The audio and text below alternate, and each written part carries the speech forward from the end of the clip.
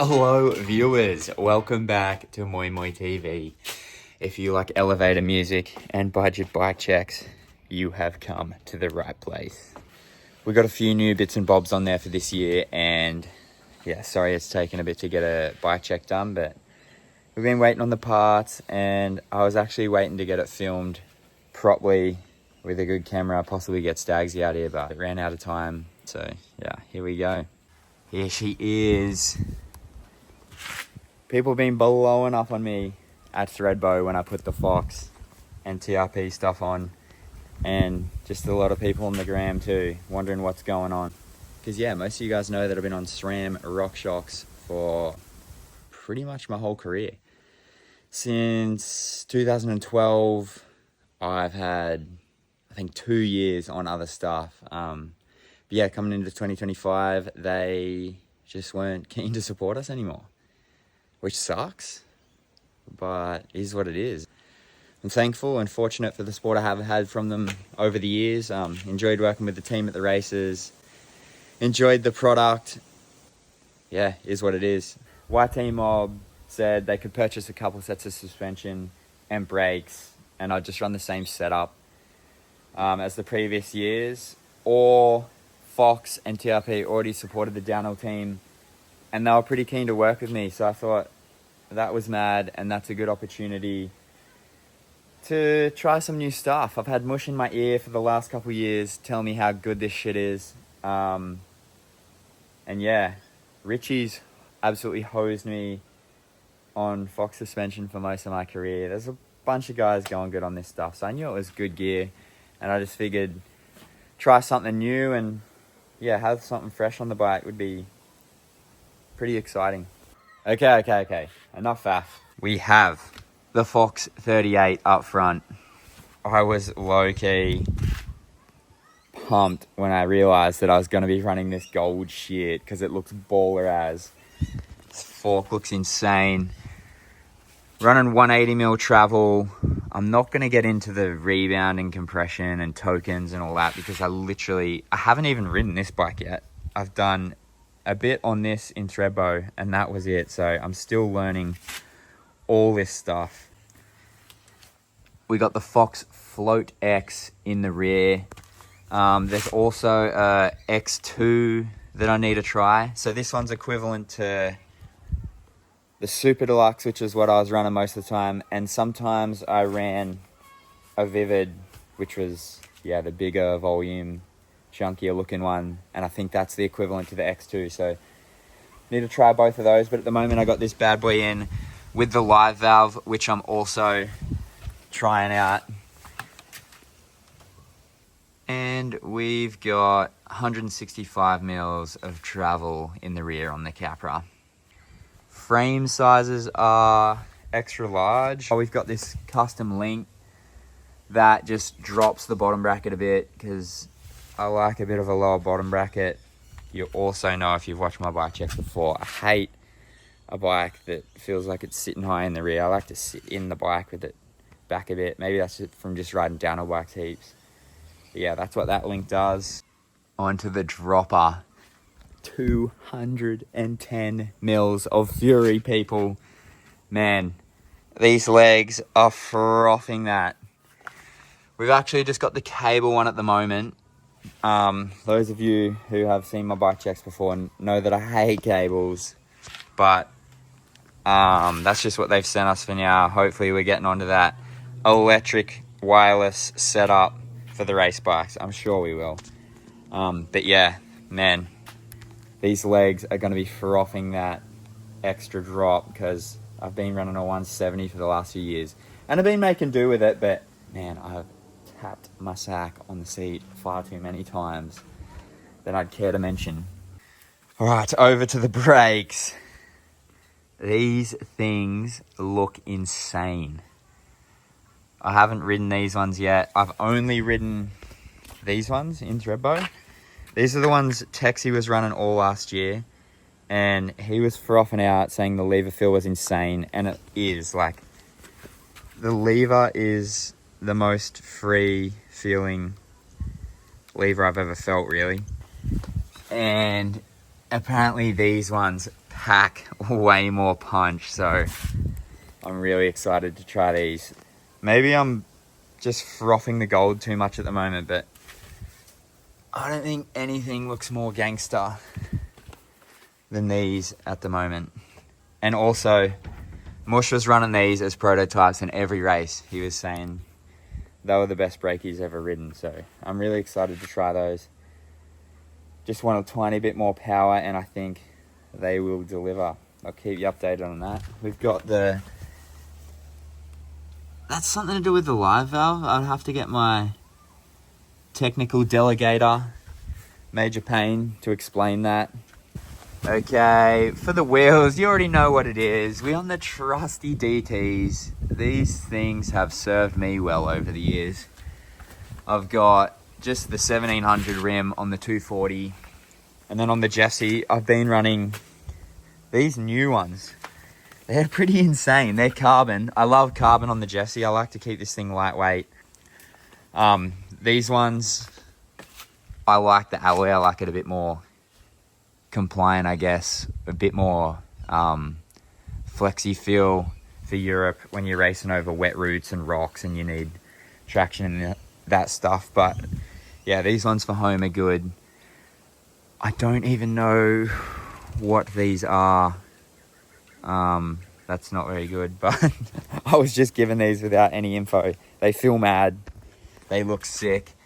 They're actually pretty funky. Look, the offset, I don't know if you can tell on camera, but the spokes are offset, which is wild. I've never seen that on a rim before. You got about, yeah, they're all the way over on the left there. It's probably pretty hard to see on the camera.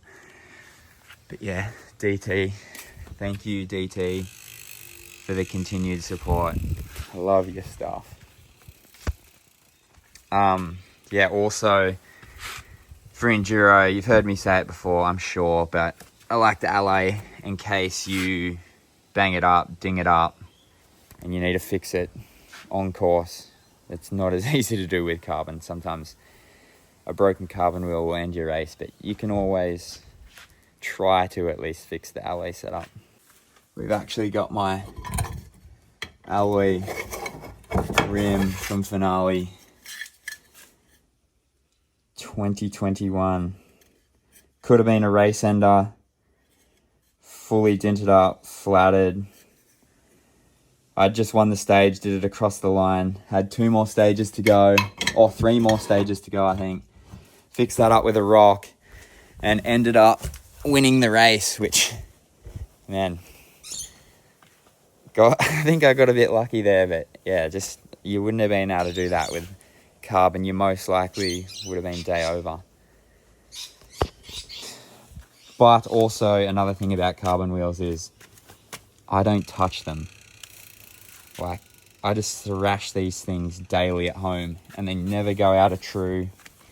You never have to tighten the spokes. Like, it's just crazy.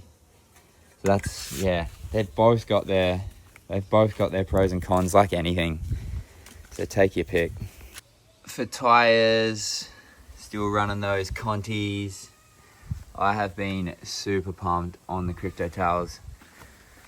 Just run the front on the front and the rear on the rear. Go figure.